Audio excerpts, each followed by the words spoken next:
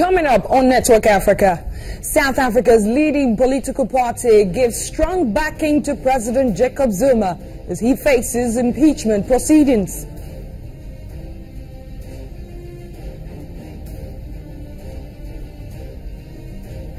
International Criminal Court delivers war crimes judgment on Kenya's Deputy President William Ruto's case. He faces deportation and prosecution charges during violence that followed the 2007 elections.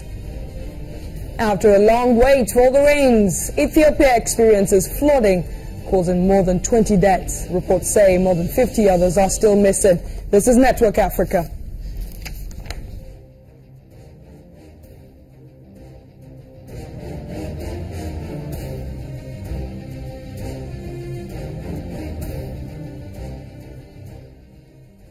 Hello and welcome to Network Africa. I am Adeshewa Josh. The International Criminal Court is due to open its case against Kenya's Deputy President William Ruto at The Hague in what is described as one of the court's high-profile cases. Mr. Ruto will find out whether a crimes against humanity case against him will be thrown out by judges at the ICC. Mr. Ruto denies murder, deportation and prosecution charges during violence that followed the 2007 elections, in which about 1,200 people were killed. His lawyers want the case to be terminated due to a lack of evidence. Mr. Ruto is one of the most senior politicians to be tried by the ICC. UN peacekeepers accused of sexual abuse in the Central African Republic have gone on trial in the Democratic Republic of Congo. These first group of peacekeepers, identified as 3 Congolese men, are accused of sexually abusing locals and are part of the UN peacekeeping mission in the CAR. More than 100 victims have made allegations that they were sexually abused by peacekeepers and French troops. UN Secretary General Ban Ki-moon said he was shocked to the core by some of the recent descriptions of the abuse. Well, it's been a very tense proceedings at the South African Parliament all morning, where lawmakers are expected to debate on the opposition Democratic Alliance motion to remove Jacob Zuma as president of South Africa as part of a late Friday night apology by the president. That apology has done little to stave off the debate, which is, of course, ongoing right now in Parliament. Following the Constitutional Court's ruling on Thursday last week, everyone looked to the president for a response. It did come a day later.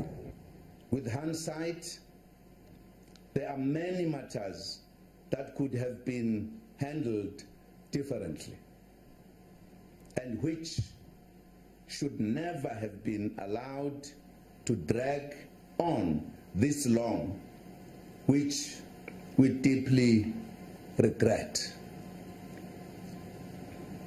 The matter has caused a lot of frustration and confusion, for which I apologize on my behalf and on behalf of government. That apology did not go down well with many, especially from the opposition, who are calling for the president to leave office. But the ruling African National Congress, ANC, remains unfazed and solidly behind their leader. To us, that was quite important that the president humbled himself and apologized to the nation. We are comfortable with the fact that he has apologized. The Speaker of the National Assembly was non-apologetic as well, but it showed promises to be a hectic day on Tuesday when a Democratic Alliance DA-sponsored impeachment motion is tabled in Parliament. We stand with many South Africans that it's not just Zuma, it's a collaboration with him and the ANC, and that the ANC must fall, and without fail, Zuma must be removed from office, and that action must resume with immediate effect. We are not surprised by the opposition calling for impeachment. They've done that two months ago, where they called for a vote of no confidence, which collapsed. Meanwhile, the public protector, whose 7-year non-renewable term ends later this year, is approaching the Parliament and the executive as well. We will be approaching Parliament and the executive with a letter at the beginning of April first in a law reform process to review the Child Protector Act, possibly by the South African Law Reform Commission. We would like to put in our strategic plan conversations with the executive and Parliament around proper conduct and state affairs, because they make the rules, we enforce them, and we would like to firstly then strike a common understanding on the meaning of the rules before we step in to help with the enforcement. As the days unfold, Nkandla and the trailing developments are unlikely to die down very soon. From Johannesburg, South Africa, Betsy Dibia, Channels Television News. Well, let's bring you the latest from the Parliament in South Africa. Channels TV Johannesburg Bureau Chief is standing by. Thank you so much for speaking to us on Network Africa. Thank you, Shawa. So what more do we know about these proceedings? We understand the Speaker of the House was asked to withdraw from chairing the debate on whether to impeach the president. We hear it's been a dramatic day in Parliament. It's still dramatic. The finger wagging is still going on across, from the ruling party. Of course, they have the numbers, and the opposition, and all the accusations. The debate, along with the accusations, are still going on, and they're yet to vote on the motion. But the party that brought it, that's the leader of the Democratic Alliance, has made his presentation appealing to the ruling party. True, you have the numbers, but you can vote for the Constitution, vote for your conscience as well as the people.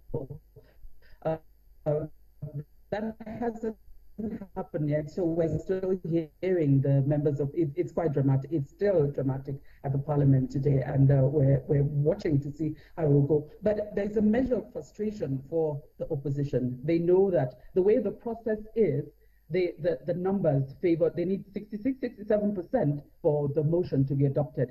And the ANC on its own has 249 members, and that's about 62% already if they vote against the motion. So that may not support the motion. So as a measure of frustration, some of those who have made presentations have said they actually have to look at different ways of electing the president, probably directly by the people, because we know that the South African way is the party that wins the majority will carry the number of seats in Parliament, and whoever is nominated in Parliament, the president is actually elected in Parliament after the elections have happened. So the president's apology hasn't produced that much of sympathy from the opposition, has it? From the opposition, from quite a number of people on the street who feel that it seems sort of qualified. He's apologized. He's given reason. They said it's like, I'm really sorry this has gone this way, but it's not exactly my fault. That's not me saying, that's what some of the people have said. So they're not exactly satisfied. But there are people who have said, look, he's apologized, he's agreed to pay back the money, let's move on from there. But more and more voices, especially stalwarts of the ANC. We've heard unusually some dissenting voices from the ANC as a body as well, although the party has come out supposedly as one to say we solidly stand behind our leader. Remember, President Zuma is still the president of the African National Congress. Julius Malema, we heard earlier on, said he would take SA Parliament, the Speaker, to court. What led to that? The Deputy Commander-in-Chief or so of the EFF, that's Floyd Shivambu, started by saying she is a party to the suit that was taken to the Constitutional Court, and that she's not likely to be unbiased in presiding over the matter of the day, which is the impeachment motion. And she was asked to recuse herself. She refused. There were debates, arguments for, and especially the chief whip of the ANC, the chief whip of the DA, and the other members of the opposition saying that she should leave and allow the deputy president, the deputy speaker of parliament to preside over. I guess it's a measure of lack of confidence, in the speaker, who happens to be the chairperson of the African National Congress. And she was the first respondent in that suit taken by the DA to the Constitutional Court. So they just said, look, why don't you just step aside? Although right now she's sort of taking a break because it's the Deputy Speaker of Parliament who is presiding over the proceedings. So when she refused, they took a break, and the chief whips of all the parties met her in behind closed doors. But at the end of the day, she still insisted on presiding over the motion or the matter of the day. We'll keep an eye on what happens after all of the drama in Parliament today and see whether or not the impeachment proceedings will go in favor of ANC or the opposition. We can only wait and see. Thank you so much for speaking to us on Network Africa. Back to DBR Channels TV Johannesburg Bureau Chief. Thank you. Let's take a break on Network Africa. When we come back, Ugandan opposition leader Kizza Besigye faces more troubles. Reports say he is being blocked from entering the country's capital, Kampala. We have details for you in just a moment, so please stay with us.